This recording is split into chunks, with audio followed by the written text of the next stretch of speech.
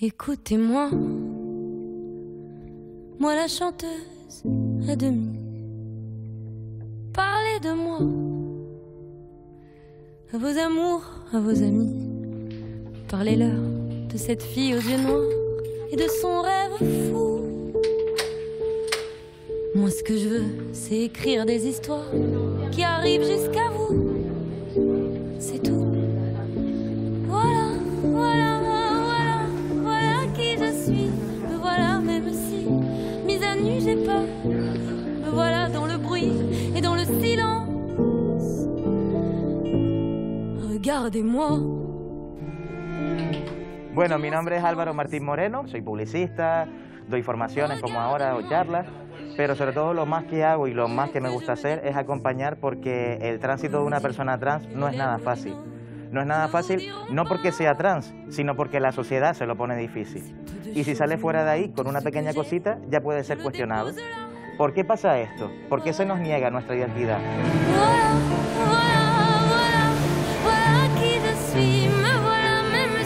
No tengo una vagina y sigo siendo una mujer como toda cualquiera. A mí que alguien me venga a decir, jaja, tienes pene, jaja, tienes barba, pues yo ya sé lo que tengo. O sea, me veo, tú lo tienes en el espejo y lo tengo porque quiero. Hay mucha gente me ha venido con, pero tú eres tan poco femenina, tú eres así como súper masculina y demás, y es como un plan de no, por ir como princesa y no sentarme como una reina, no sé qué que tenga que ser nada, man, de yo puedo identificarme como mujer, pero luego expresarme como me dé la gana. No partez pas. Cuando nacemos nos abren de piernas, ¿vale? Y en base a si tenemos pene o tenemos vagina, deciden qué sexo vamos a tener. Y en base a ese sexo, si es pene, deciden que somos hombres, y si es vagina, deciden que somos mujeres. Y eso es un antes y un después en la vida de esa persona. Porque en base a eso va a tener un tipo de vida, ¿vale? Porque no nos dicen lo mismo a las niñas que a los niños.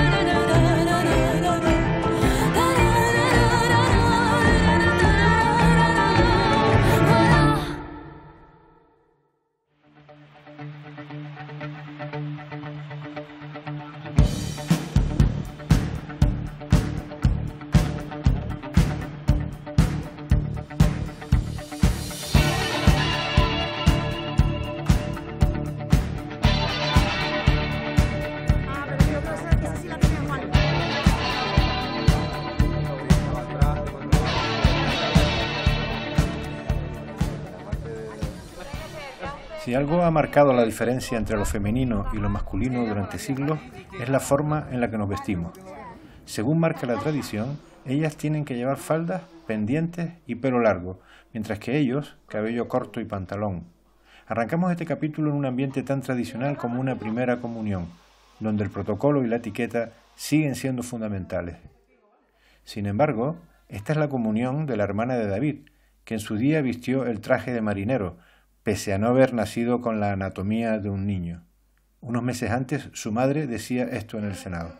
Cuando nacemos llegamos a una sociedad en la que presupone que si hay vulva, ese bebé será una chica que además ha de sentirse como tal, y si hay pene, será un chico que además ha de sentirse como tal. Teníamos un bebé que tenía vulva, entendíamos que era una niña.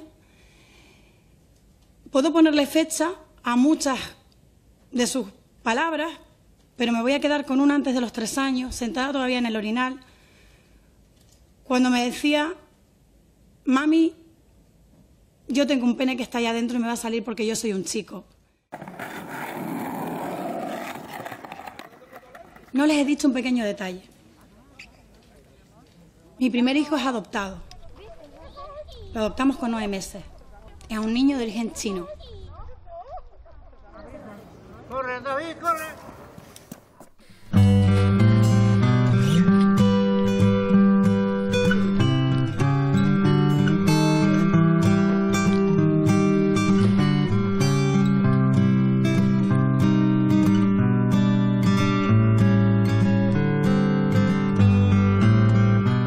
Eva Pascual es integrante de uno de los 14 colectivos que impulsaron la ley trans en Canarias, aprobada con el voto a favor de todos los grupos parlamentarios. Hoy nos abre la puerta de su casa.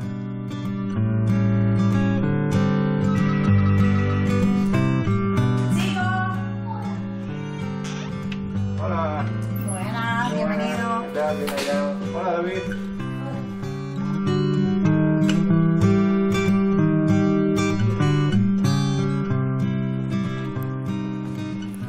Hola. Hola. ¿Qué tal? ¿Cómo están? Hola, Chloe. Hola, David. Hola, Juan. Gracias por acogernos en casa. Chloe, enhorabuena. Me he enterado que el sábado hiciste la primera comunión. ¿Cómo fue eso? Muy guay. ¿Y tú, David, cuándo la hiciste? Hace dos años. ¿Le pusieron algún impedimento a David para hacer la primera comunión?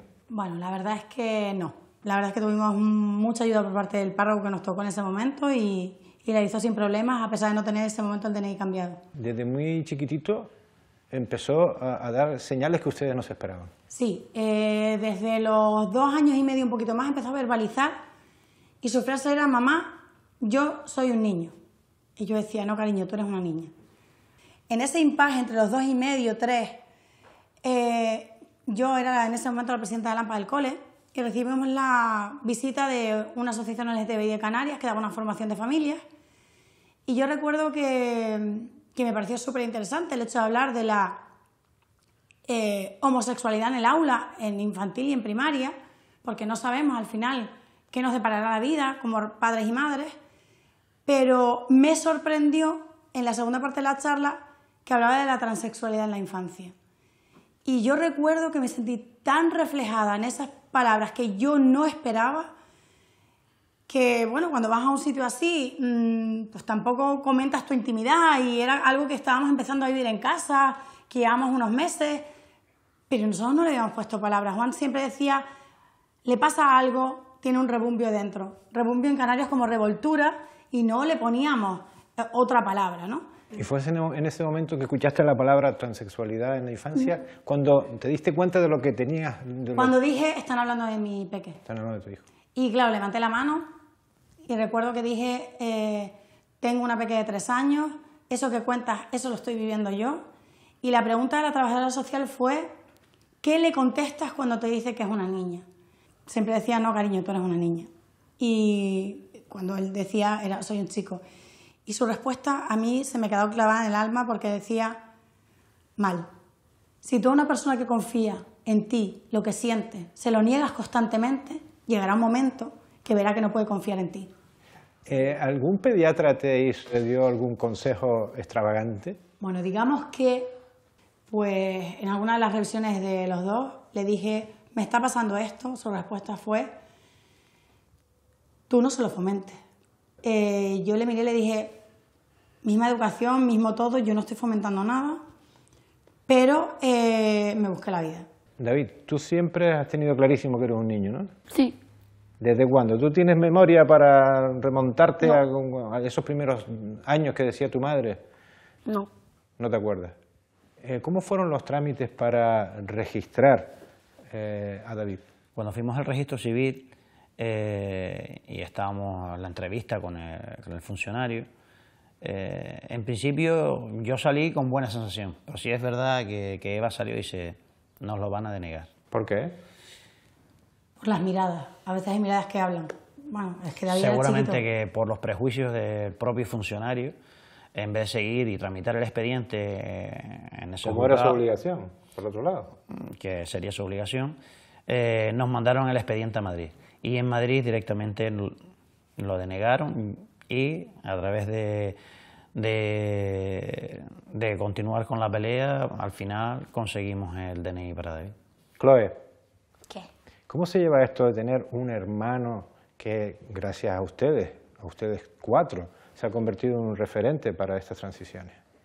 Pues hay gente que, como se vive en casa, lo viven ellos, entonces pues no lo han llevado muy bien, pero al fin te das cuenta que esas personas no lo llevan muy bien y pues tienen que ir por donde van. Pero así tener un hermano es como uno más. ¿Es necesario que una persona trans se someta a una operación? No. No. ¿Tú no lo ves, David? No, claro que no. Y A ver, si quieres, tú, Eva, sí. quedas... Exacto, si quieres, sí. Si quieres, sí. Ser voluntario. ¿Y por qué no es necesario, Eva? Porque al final lo que estamos trabajando, lo que estamos intentando informar al mundo es que partimos de la información social de que los cuerpos son binarios. Los hombres tienen pene, las mujeres tienen vulva. Y de ahí no nos podemos salir. Y yo siempre defiendo, mi hijo tiene un cuerpo de niño y tiene vulva. Con lo cual, al final, aceptar que los cuerpos son diversos, ese es el gran aprendizaje social que nos trae la infancia trans. No hay que mutilar nada, todo está perfecto, simplemente hay que aceptarse como cada uno es y vivirse. En nuestro caso, lo ven, David no tiene nada más que amor. El ingrediente principal es el único que tiene. De momento no hay nada más y nadie puede decir que no sea lo que dice ser. Entonces, al final se trata de entender que las realidades son diversas.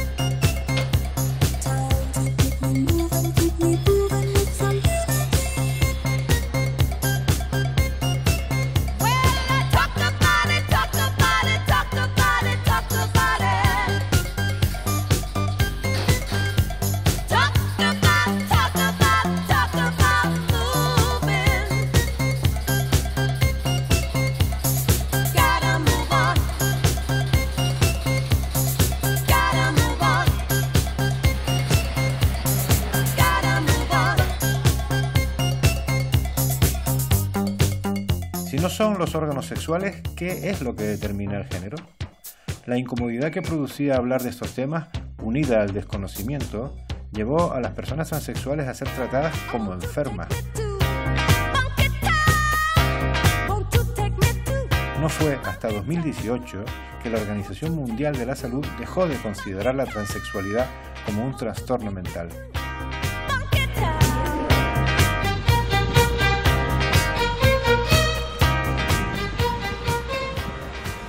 Para empezar, la realidad o las realidades trans no son una enfermedad, son parte de la variabilidad de la experiencia humana que se ha manifestado de muchas maneras diferentes a lo largo de la historia, a lo largo de las culturas y que tiene unas características particulares en el contexto de la sociedad occidental y de nuestra propia historia particular, ¿no? Y de hecho la palabra transexualidad como tal nos da algunas pistas de esa historia concreta, que es una historia de medicalización de lo trans. Por eso la transexualidad como noción o como palabra ha ido perdiendo como fuerza a lo largo del tiempo y la autodenominación empieza a aparecer otro tipo de palabras o de conceptos, ¿no? En ese, que es lo que estamos utilizando ahora, como la palabra trans, transgender, también podemos utilizar, o transgénero. ¿Es mejor trans que transexual? En el contexto de la autodeterminación de las personas trans, sí, pero eso no quiere decir que no haya personas que se autodenominen como transexual todavía, ¿no? De hecho, la forma de denominarse es muy variada. Hay personas que se pueden denominar como mujer, no mujer trans, sino mujer, como hombre. Podemos escuchar también como queer, podemos escuchar como agénero, bigénero. Es decir, hay un montón de categorías que forman parte de las formas que tienen las personas de intentar explicar aquello que están viviendo, pero que no es una experiencia individual, sino que es una experiencia absolutamente arraigada en las normas culturales y sociales sobre el género. ¿Los conceptos sexo y género son lo mismo? No son lo mismo.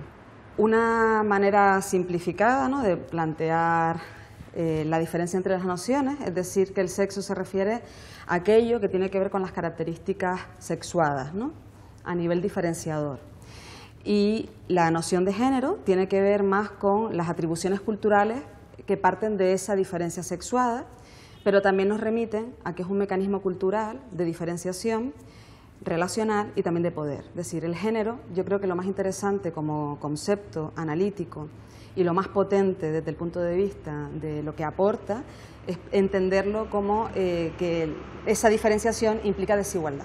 Una característica física, como puede ser, o relacionada con el sexo, con la diferenciación sexuada, puede ser los cromosomas, ¿no? X decimos hembra, XY decimos macho, pues empezamos a ver, y la biología lo pone sobre la mesa, que no es tan fácil, ¿no?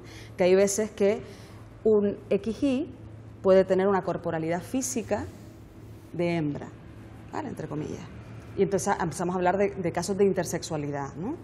Entonces, si no hace falta tener pene para ser hombre, o tener la voz aguda, o pechos para ser mujer, ¿el género no existe? El género existe absolutamente porque lo encarnamos, lo vivimos en nuestra vida cotidiana.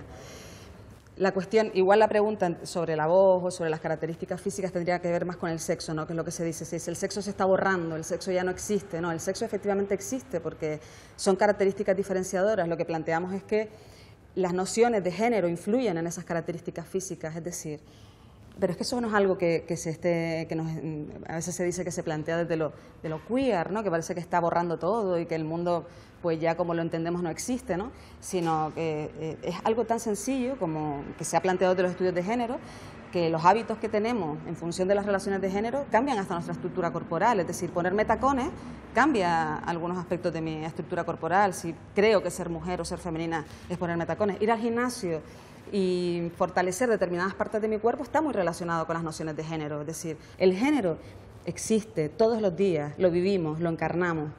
¿Cuál es el elemento clave para determinar que una persona es trans? La autodeterminación de la persona. Lo que hemos vivido y estamos viviendo todavía, ¿no? Porque tenemos una ley estatal que todavía lo exige así, es que la determinación de la persona respecto a su identidad sea externa. Lo que nos debería llevar a preguntarnos sobre qué tipo de instrumentos se utilizan para esa determinación, ¿no? Y los instrumentos que se utilizan son absolutamente sexistas. Se utilizan test de validación de una identidad que están basados en estereotipos sobre lo que supone ser una mujer o ser un hombre, ¿no? Y además una serie de procedimientos médicos, como la ley estatal, por ejemplo, establece que tienen que haber 2 años de hormonación, que implica también un sometimiento a la corporalidad para que se ajuste a determinados parámetros de lo que es ser mujer u hombre, más allá de lo que la persona quiera. Y esto me parece que es muy importante tenerlo en cuenta, es decir, porque esa idea sobre que tienes que ser validada implica que la persona tenga que dar las respuestas correctas sobre lo que es ser mujer o ser un hombre. Y yo creo que a mí me hacen ese test como persona asexual y yo no lo paso, ¿no? Si me preguntan si me gusta ponerme tacones, si me gusta maquillarme, yo no lo paso. ¿Tú no te dejarías hacer ese test? Yo no me dejaría. Entonces entiendo y creo que por compromiso también social y por una cuestión de justicia social, creo que nadie tiene que someterse a un test de esas características.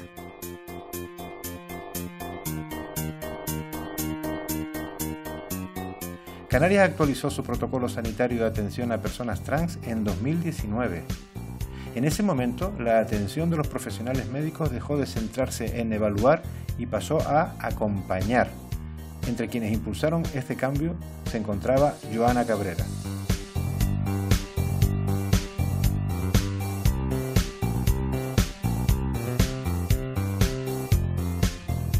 Bueno, vamos de camino al centro de salud de Triana, donde tenemos actualmente la consulta del servicio Transcan, de la gestora de casos, que en este caso soy yo. Lo que hacemos cuando llegan las personas es básicamente acompañarles en su proceso de tránsito, tanto a las personas trans como a sus familias.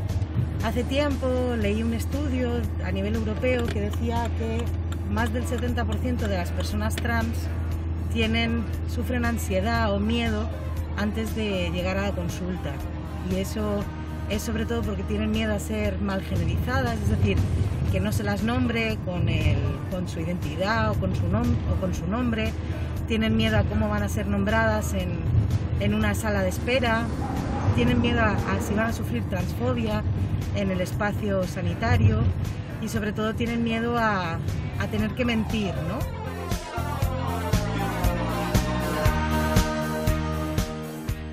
Lo primero que les cuento a las personas trans cuando llegan a la consulta es en realidad una pregunta, y lo que les pregunto es ¿qué es lo que necesitas? En Canarias, en el año 2009, se aprobó un protocolo para el acompañamiento de la salud de las personas trans, en el que ya de por sí lo que hacíamos es darles una asistencia sanitaria, que tanto para el tratamiento hormonal como el tratamiento quirúrgico.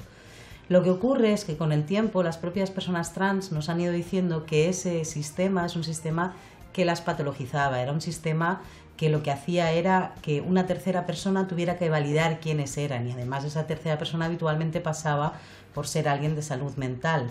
Dicho esto, entendemos pues, y así lo ha entendido el Servicio Canario de Salud, que lo que teníamos que hacer era actualizar ese protocolo. Actualizarlo, mejorarlo, ¿para qué? Para dar una calidad de asistencia basada en la salud de las personas trans, no en calibrar ni siquiera en validar su identidad. La ley que seguimos teniendo vigente a nivel nacional es de 2007. Esa ley lo que nos dice es que las personas que quieran modificar su nombre y su sexo en el DNI tienen que tener nacionalidad española, tienen que ser mayores de edad, tienen que haber pasado 2 años de tratamiento hormonal obligatorio y además tienen que tener un papelito que ponga que tienen disforia de género. A nivel autonómico se aprobó una ley en la que el Parlamento Canario asume la autodeterminación de género de las personas trans. Es decir, va a facilitar todo tipo de procedimientos administrativos competenciales para la Comunidad Autónoma de Canarias, que haga que cuando tú vayas a una administración pública no tenga por qué llamarse por el nombre que figura en tu DNI, sino que se cogerá el número del DNI como referencia y se te nombrará por el nombre y el pronombre que hayas elegido para ti. ¿Qué es lo que ocurre actualmente en Canarias? En Canarias, para poder acceder a un tratamiento hormonal o a un tratamiento quirúrgico que modifique el cuerpo de aquellas personas que así lo deseen, no necesitan un diagnóstico que legitime quién son. Es decir, no se precisa de un informe que ponga que tienes una disforia de género.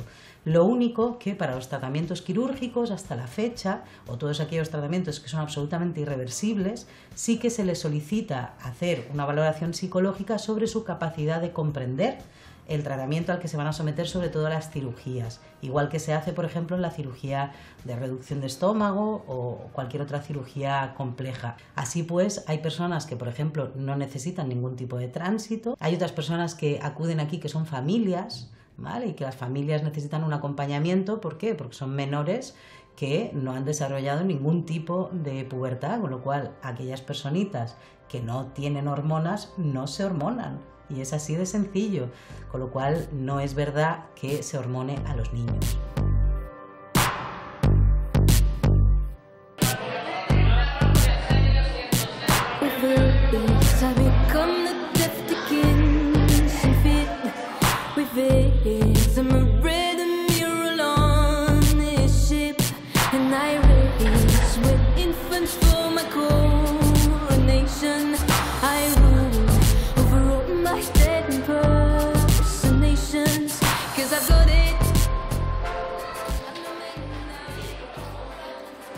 Bueno, estamos en el SEIP, Colegio de Educación Infantil y Primaria, del Tablero. Y enfrente está el Pepe Monagas, que tú dirigiste en el momento en que llegó Sara, antes de ser David. Efectivamente, sí. ¿Cómo gestionaron ustedes el descubrimiento de que Sara quería ser David? Bueno, hubo un proceso en el que la parte actora importante en este caso fue la familia. Porque en un momento determinado, incluso a partir de actividades formativas que se hicieron en el colegio, pues la madre de David actualmente, pues fue descubriendo que muchas de las circunstancias que se comentaban en esa formación las estaba viviendo en casa. Y entonces se planteó, tengo que dar una respuesta a esto. Lógicamente el centro es un espacio diferente y Sara en aquel momento pues tenía sus propias contradicciones de una alumna de infantil con sus compañeros, pero que internamente estaba viviendo. Inés, eres la vicedirectora del SEIP del Tablero. ¿Cómo encajó Sara aquí ya David? Cuando llegó ya era David. ¿Cómo encajó David aquí? Encajó muy bien. Llegó aquí en cuarto de primaria. Nosotros jugamos un poquito más con ventaja con respecto al Pepe Monagas. Nosotros nunca conocimos a Sara, nosotros no llegamos a ver a Sara, a nosotros nos vino David, y David es un niño más que llegó al centro, como tantos y tantos que nos vienen a lo largo del curso. ¿Durante el tránsito hubo alguna fricción entre el alumnado hacia David?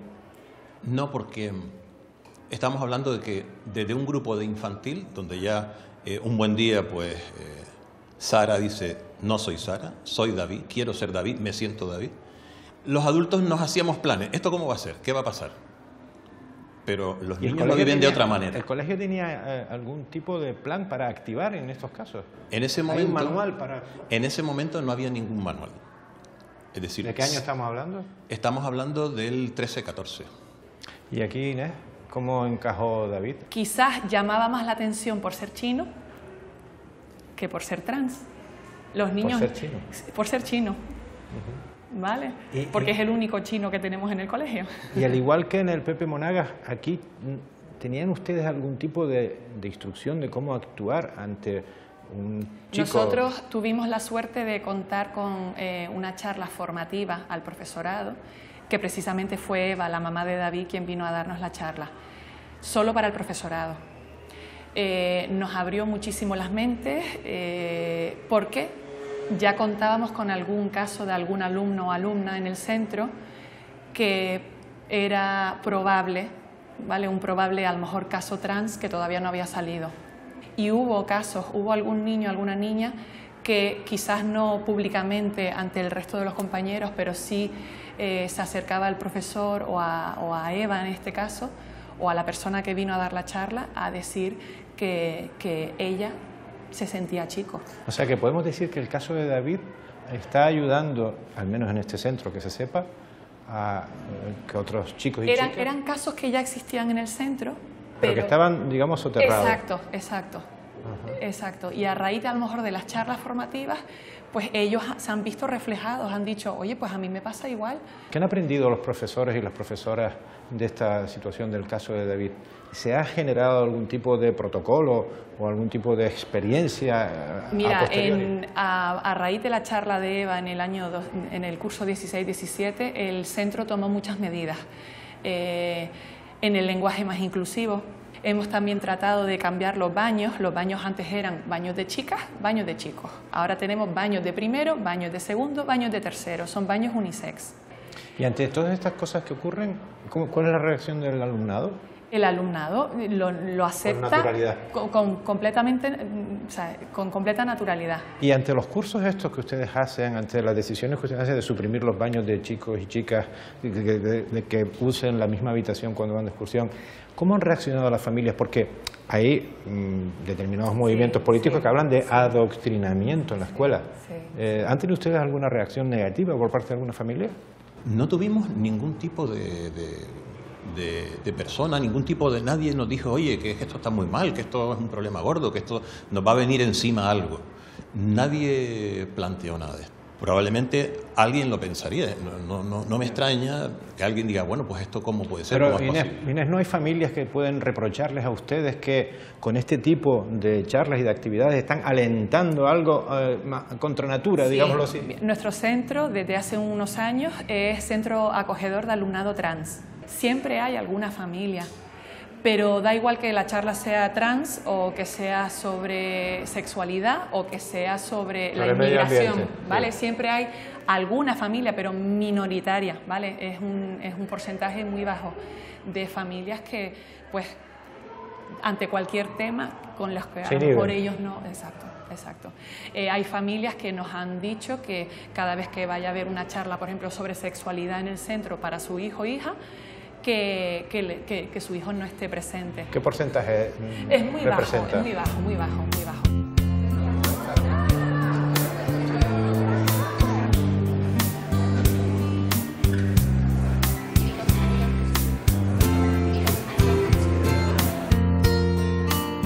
El protocolo para el acompañamiento educativo de las personas trans lleva poco más de un año activo en Canarias y trae cambios que para algunos son pequeños, pero para otros pueden marcar una gran diferencia.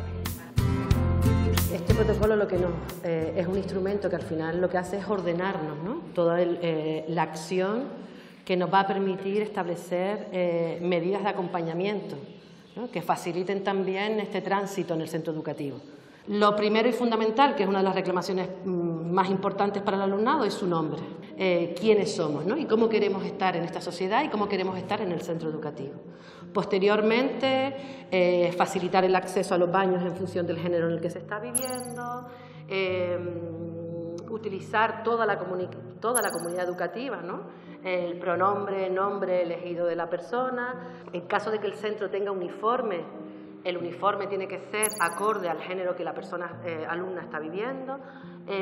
Si hay vestuarios, tiene que ir al vestuario del género elegido o en el que vive.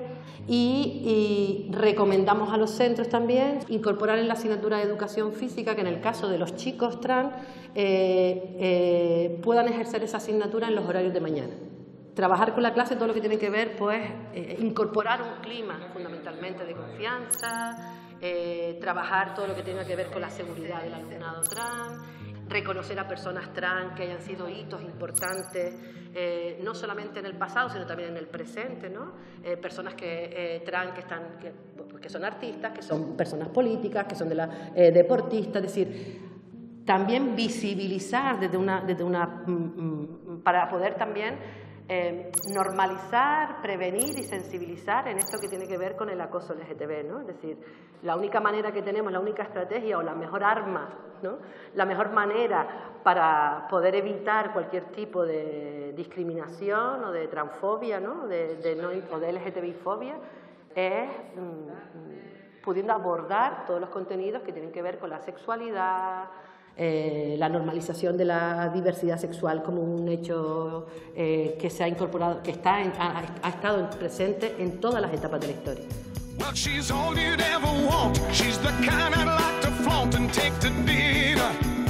Si Canarias aprobó recientemente una ley trans que permite la autodeterminación de género, no ocurrió lo mismo en el Congreso de los Diputados, donde la norma estatal quedó bloqueada, al menos hasta ahora. Y es que, tras meses de tensiones entre los socios de gobierno, el Consejo de Ministros ha dado finalmente luz verde a un anteproyecto que fusiona la ley trans con la normativa LGTBI.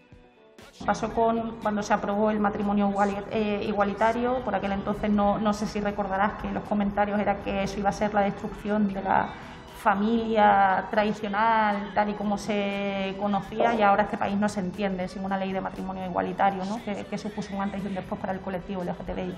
Lo mismo pasó también con la ley del aborto, por ejemplo, ¿no? Fue una conquista para las mujeres en toda regla, se cuestionó de hecho muchísimas veces, ¿no? Y prácticamente parecía que todas las mujeres iban a ir a abortar, en más iba a ser también la destrucción de la humanidad. Y hoy no se conocería este país sin la ley del aborto, es más, sin la necesidad de tener que seguir avanzando en el desarrollo de esa ley, ¿no? Pues en esto pasa algo parecido, ¿no? La ley trans no va a borrar los derechos de nadie, va a dibujar derechos para todas las personas. Yo siempre insisto en esa frase.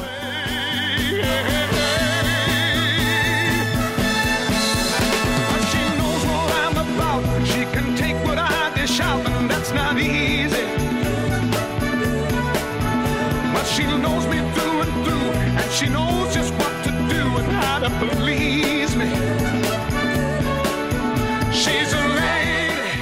Entre quienes se oponen a una ley trans estatal que contemple la autodeterminación de género, se encuentran colectivos feministas que creen que la nueva normativa supondrá el borrado de las mujeres.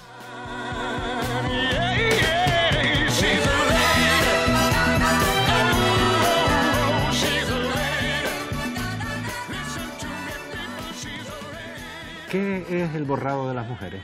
El borrado de las mujeres es un nombre que un grupo de mujeres feministas le hemos dado a una agrupación que hemos formado para luchar contra lo que llamamos borrado de las mujeres, que no es más que la tendencia que ha estado surgiendo a nivel internacional de sustituir la categoría del sexo por la llamada identidad de género. Si eso se borra, pues se borra toda la lucha de las mujeres, todos los derechos que hemos conseguido, y eso es lo que está sucediendo cuando se sustituye el sexo por la llamada identidad de género. ¿En qué afecta a los derechos de las mujeres, a tus derechos, a los de Naira, que está operando esa cámara, por ejemplo, el que yo mañana me autodetermine mujer?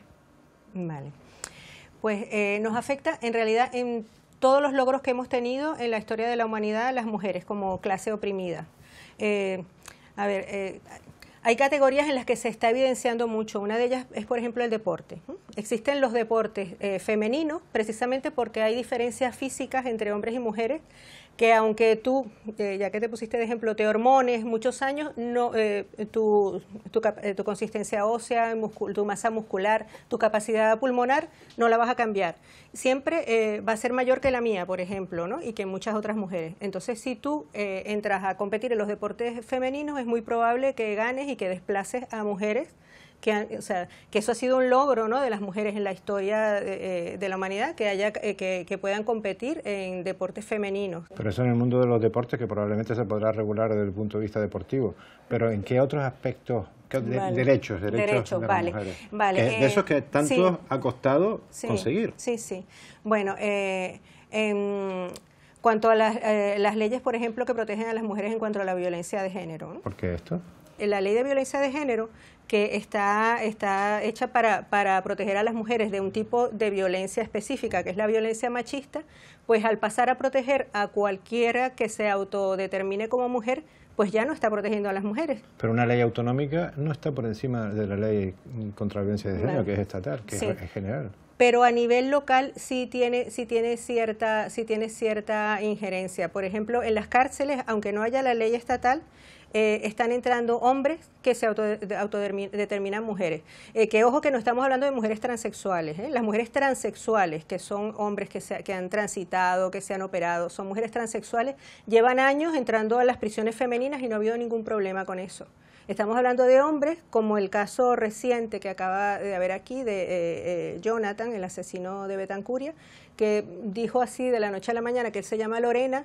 Y claro, aun cuando en el juicio no le tomaron en cuenta eso, a la hora de ir a prisión, pues habrá que ver, porque es muy probable que si la ley autonómica canaria se lleva, o sea, en cuanto se haga efectiva, que ya se aprobó, pues este señor va a ir a una cárcel de mujeres.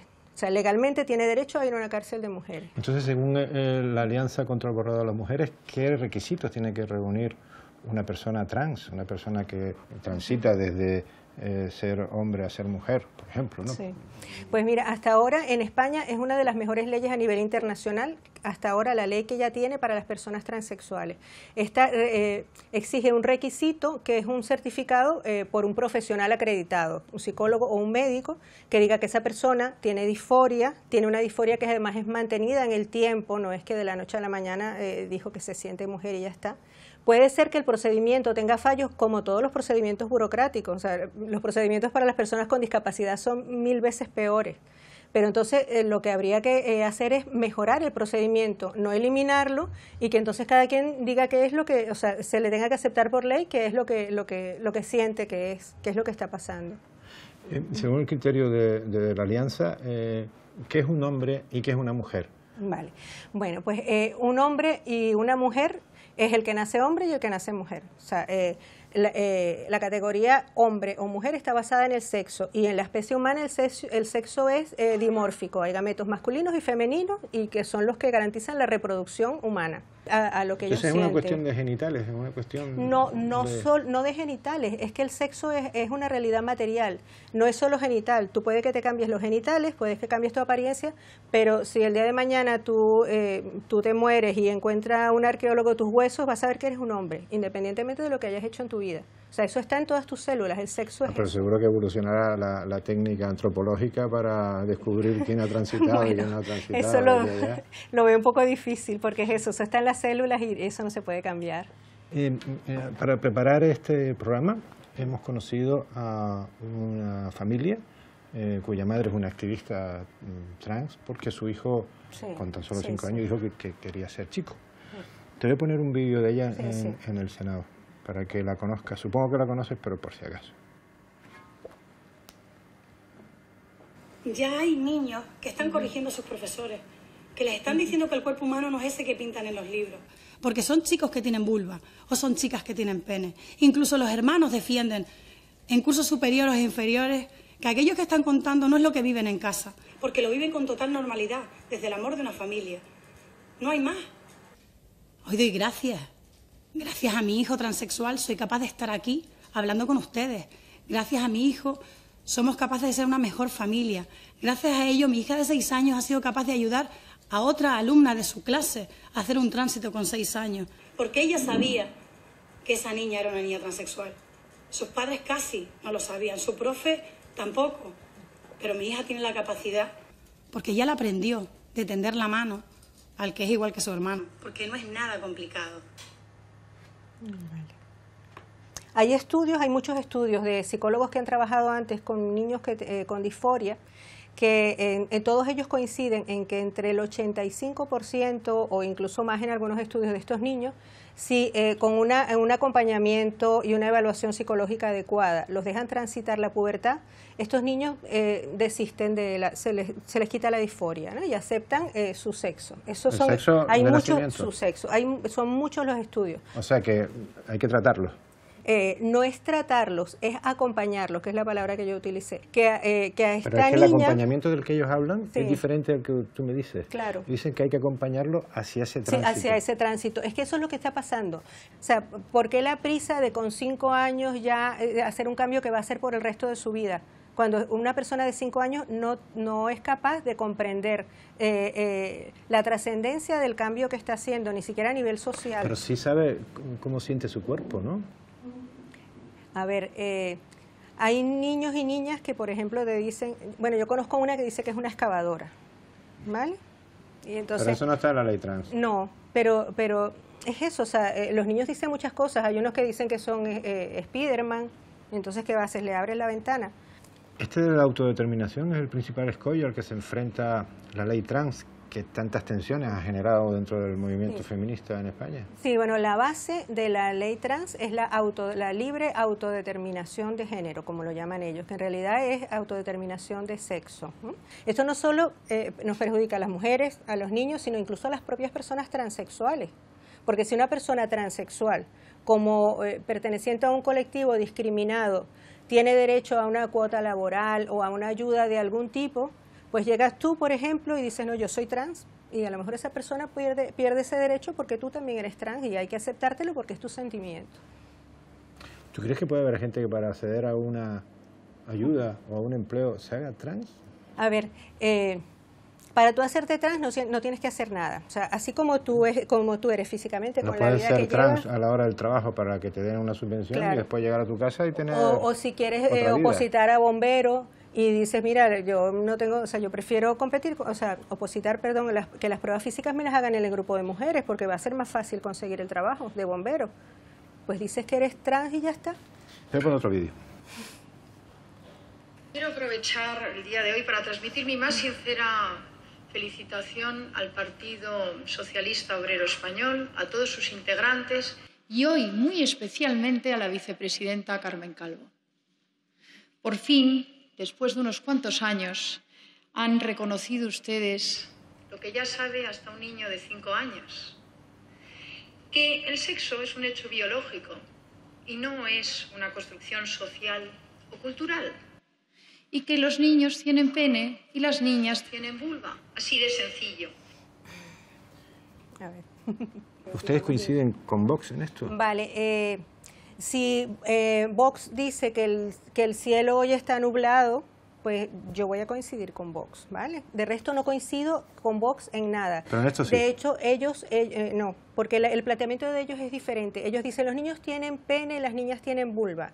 Y los niños tienen que comportarse como niños, las niñas tienen que comportarse como niñas. Nosotros no decimos eso, o sea, no tiene nada que ver. Nosotros decimos que los niños y las niñas sean libres de ser y comportarse como ellos quieran. Ahora, claro, si ellos dicen el sexo es una realidad biológica, pues mira, como si lo dice cualquiera, es una realidad biológica. O sea, hay cosas que son verdades fundamentales y que vamos a estar de acuerdo, o sea, la feminista, no porque tengamos nada que ver con esta gente.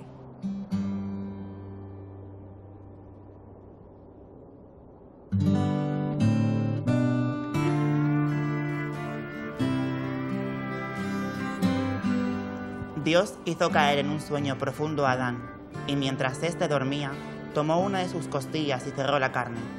Dijo entonces Adán: Esto es ahora hueso de mis huesos y carne de mi carne. Y estaban ambos desnudos, Adán y su mujer, y no se avergonzaban. Y Adán llamó a su mujer Eva, por cuanto ella era madre de todos los seres en la tierra.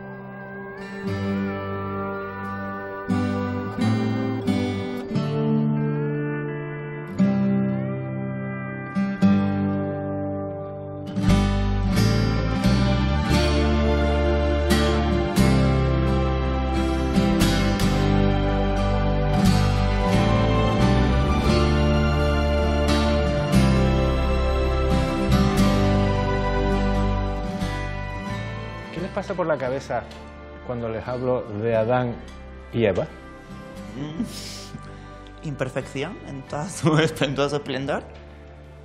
¿Álvaro? En mi caso pienso dos cosas. Una, que cuánto daño ha hecho la religión. Y en segundo lugar, que cómo se nota que han escrito la Biblia solamente los hombres. Hay mucha gente que cree que si no tienes pene no puedes ser un chico y que si no tienes vagina no puedes ser una chica. ¿Cómo le explicarían ustedes a esa persona que esto no es así? Es tan fácil como preguntarte a ti si tienes un accidente ahora y te cortan el pene, si dejas de ser hombre. Yo en todas las formaciones pregunto eso a todos los hombres que me están escuchando. En ese momento todos dicen, no. También dicen, Dios mío, me van a cortar el pene, ¿no? Pero dicen, no. Pues justamente eso es lo que hace la sociedad. Yo en mi caso, o en el de Álvaro, yo por ejemplo no tengo una vagina y sigo siendo una mujer como toda cualquiera. Básicamente porque de entrada cumplo los roles que primero intentan meter en lo que es una mujer y aún así me siguen quitando el papel de mujer. Y aún así porque sigo sufriendo lo que sufren muchísimas mujeres. Como le comentaba antes justo a Álvaro, mientras le esperaba para venir a la entrevista, varios coches cuando estaban en la parada me pitaron, intentaron hacer el amago de parar, que se quedan mirando fijamente. Es como, sufro lo que ya sufre una mujer. Nadie se pone a esperar a decirme, ¿tienes pene o tienes vagina para hacer si te acoso sexualmente o no? Solo les importa que tienes el canon de lo que ellos creen que es una mujer físicamente y ya te adjudican eso y ya está. Entonces, no hace falta ningún tipo de entrepierna para sentirte o identificarte como nada. Álvaro, tú te dedicas al sector audiovisual, como ha quedado dicho anteriormente. ¿Has sentido que tu condición te ha afectado en tu profesión, en tu desempeño profesional? No, para nada. Yo considero que como hombre en esta sociedad lo que me ha afectado son los privilegios. O sea, desde el momento en que yo verbalizo que soy un hombre y empiezo a parecer un hombre, ¿no? Que es lo que estoy cansado de escuchar, de estás muy logrado, no se te nota, que no sé qué se me tiene que notar. No sé si tengo que ir marcando la entrepierna o algo. Lo de estás muy logrado es fantástico. Sí, pero realmente es un insulto. Porque es como si yo te digo, eres tonto pero no se te nota, ¿verdad? ¿Sabes? O sea, si yo te digo que algo no se te nota es porque considero que es algo negativo, sí. ¿Sabes? Entonces, ¿cómo puedo decir yo eso a alguien? Es como si te digo, ay, tienes una discapacidad, pero que no se te nota, ¿eh? La cojera esa es, pues mira, lo hace súper bien, ¿no? Es bastante ridícula la conversación. Dakota, tú te dedicas al trabajo social y a ayudar a personas con discapacidad. Además, eres una influencer bastante destacada. ¿Te has supuesto algún impedimento tu condición de trans? ¿Alguien te ha dicho tú cómo te dedicas a esto si eres una persona trans? No de forma directa ni consciente, pero a veces hay muchos... A veces notas muchos actos de personas o miradas o comentarios que realmente obviamente una persona no te va a decir no te quiero aquí, vete travelo, pero sí hacen actos como por ejemplo cuando se enteran que eres trans ya no quieren como dejar a sus hijos al cuidado de esa persona, no vaya a ser que le vayas a interferir en su cabeza pensamientos o lo que sea, o que sencillamente no quieren que estén cerca tuyo. Y en el ámbito de, por ejemplo, de redes sociales, y es verdad que cuando muchas veces intentas sencillamente reivindicar y hacer activismo, ahí sí llega muchas veces el ataque fácil o la tontería más ridícula, porque se supone que estás intentando luchar contra unas personas que, aún sin sentirse identificadas por lo que estás diciendo, te vienen a atacar igualmente con estupideces tipo en plan de jaja, pero es que eres un hombre, jaja, pero mira, ¿cómo vas a decir si tienes barba, no sé cuánto? ¿Cómo que mujer? ¿Cómo llevas tú esos ataques en redes? ¿Cómo lo llevas? Pues la verdad porque te expones porque además trabajas ese asunto en las redes. Claro, a mí la verdad que me da bastante igual. Me da bastante igual, pero porque yo llevo bastante trabajo conmigo misma desde hace muchísimos años y me gusto como soy, quiero estar como estoy, pero sí es verdad que, por ejemplo, en mis redes sociales siempre elimino cualquier comentario negativo o bloqueo personas porque siempre intento pensar en las personas que me pueden ver.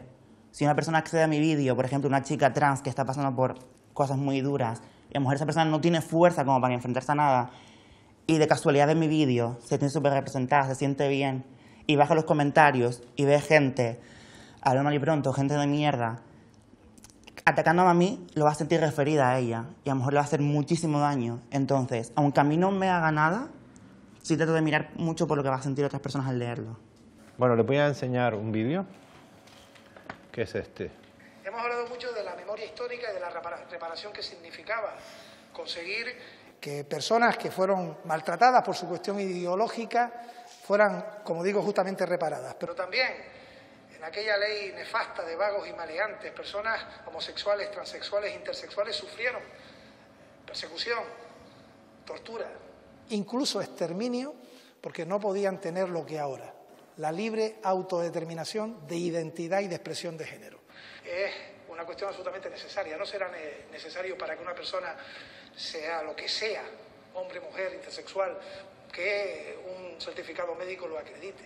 Que otra persona decida sobre lo que uno siente, cómo nace, cómo desarrolla su propia existencia, para que desde el punto de vista administrativo tengan igualdad en todos los campos, en el laboral, en el deportivo, en el ámbito en el que se quiera, en el plano también administrativo, para poder tener ayudas, subvenciones, es decir, ser iguales. Y por tanto, ser iguales es tan importante que sí, era preciso más de 2 minutos para mostrar la alegría que siente usted, su grupo y todos los grupos del Parlamento para que Canarias dé un paso hacia la verdadera igualdad. Es para estar contentos y seguramente es lo mejor que nos dará estos 2 días. Bueno, por si alguien no se ha percatado, es el presidente del Gobierno de Canarias, el día de la aprobación de la ley trans de Canarias. ¿Cómo se sienten ante un acontecimiento de este calibre? A mí me emociona porque yo justamente estoy aquí, antes hablaba de la exposición que tenemos pública y yo me expongo por todas esas personas que dieron su vida para que yo tenga todos los derechos que tengo a día de hoy. Y no es relevante quién lo diga, lo relevante es que por fin tengamos una ley que no nos haga iguales porque somos todas diferentes y eso es maravilloso. Lo enriquecedor de una sociedad es que todas las personas seamos diferentes, pero que estemos en igualdad de oportunidades y en igualdad de derechos. Eso sí es lo importante. Yo con eso lo compartí en mis redes y no me siento del todo pletórica ni me siento del todo contenta. Porque, a ver, obviamente es un paso muy importante y que hacía demasiada falta.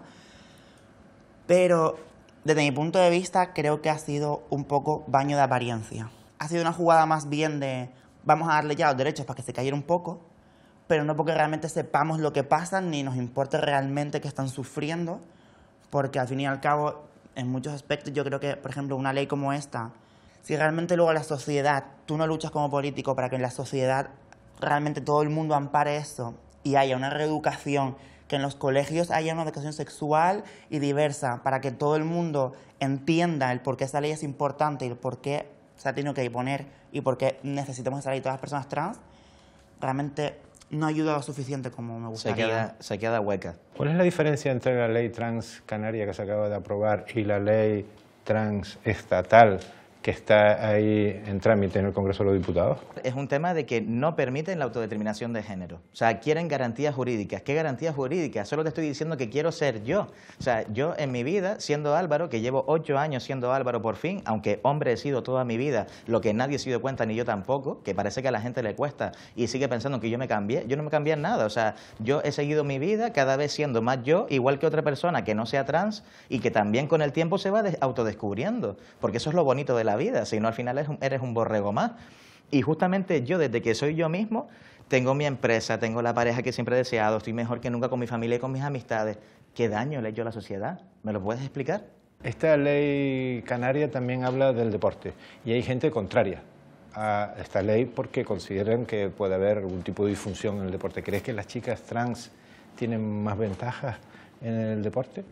Hombre, tiene más ventajas y se curran más el entrenar que tú, pero realmente no hay nada.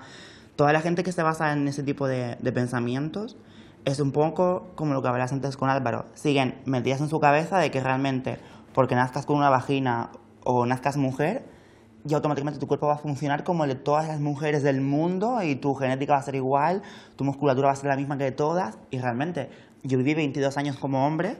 Y cuando iba a clase y nos hacían test de Cooper, nos hacían metas, yo veía que yo tenía más tiempo que mis amigas y realmente para nada, porque como en plan de ellas me superaban por 80 y yo no tenía ningún fondo ni nada, en plan de me costaba levantar hasta una garrafa de agua. Pero puede que una mujer trans tenga más fuerza para levantar a lo mejor un peso, pero a lo mejor flexibilidad no tiene. Entonces, al final, ¿qué estamos discutiendo? Cada persona va a tener algo más o menos que la persona que tenga al lado, pero sobre todo es un tema cultural. A las mujeres no se les educa en ir al gimnasio y en ponerse musculadas. Es más, cuando ves a una mujer musculada, piensas que está fea. Dakota, ¿qué te gustaría que quedara después de esta entrevista? Cerebros más educados, si puede ser. Lo que me gustaría ver en los rasgos es que la gente traten de dar un paso a escuchar, a eliminar un poco ese odio que les han metido por vena, reeducarse a sí mismo, que no cuesta nada leer, ni cuesta nada escuchar, ni cuesta nada relacionarte con otras personas, y dejarte que te cuente su experiencia y tratarla como real, porque muchas veces se deja a las personas como te cuentan una realidad que tú no has vivido, y muchas veces lo dejan en, bueno, es tu realidad, yo de eso no entiendo, así que no me voy a basar en ello. Pero realmente no soy yo en el mundo, ni solo Álvaro. Somos miles y miles y miles de personas solamente en esta isla, que es un trocito de tierra a mitad del mar. Imagínate en todo el mundo. Entonces, es una realidad de peso como para que por fin se nos tenga en cuenta y se aprenda de nosotros, se aprenda que hay el mundo, es una equidad por todo el mundo. Yo, en primer lugar, me gustaría decirles a las personas trans que sepan que no están solos, ni solas, ni soles, en primer lugar, que estamos muchas personas luchando con ellas al lado, y que espero que las personas que están llenas de odio hayan apagado la televisión, lo siento por la audiencia del programa, y que todas las personas que están llenas de amor estén viendo el programa y que sepan que a partir de hoy comienza un camino que es precioso, que es el camino de la diversidad y que está lleno de empatía, y que vamos a crecer y vamos a cambiar el mundo. But here comes Dick, he's wearing a skirt. Here comes Jane, you know she's sporting a chain.